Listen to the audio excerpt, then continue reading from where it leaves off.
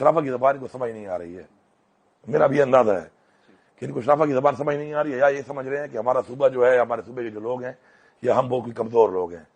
तो अगर इनका ये ख्याल है कि इस तरीके से जिस तरह ये पंजाब ने शुरू किया हुआ है, अब से नहीं बहुत टाइम से इन्होंने ये शुरू किया हुआ है कि चाहते हैं कि बैन सूबाई मामलात में जो है लोगों के आपस में लड़ाई हो, जो पाकिस्तान के लिए ठीक नहीं है। ये चाहते हैं ये बात, और हम इस चीज़ से गुरेज कर रहे हैं, बार बार गुरेज कर रहे हैं।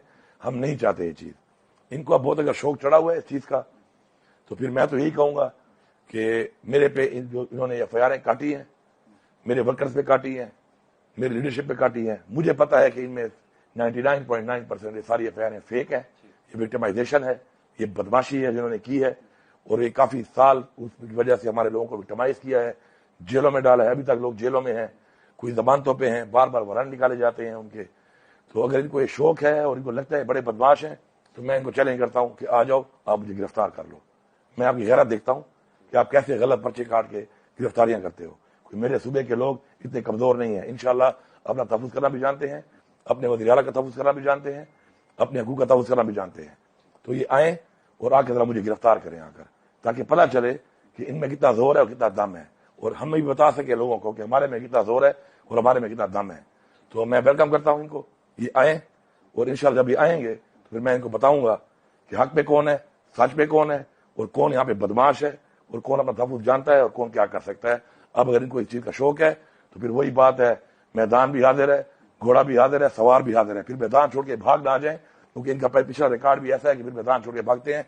बगैर मैंडेट के बैठी हो तुम मरियम, तुम वज़ीर आला बन चुकी हो, तुम्हारे पास मैंडेट है, तुमने मैंडेट चोरी किया हुआ है, तुम्हारी हुकूमत जैली हुकूमत है, मैंडेट चोरी की हुई हुकूमत है, न तुम्हारे पास अवाम की ताकत है, न तुम्हारे पास अवाम का वोट है। अपनी हद में रहो, अपनी हदों को क्रॉस ना करो।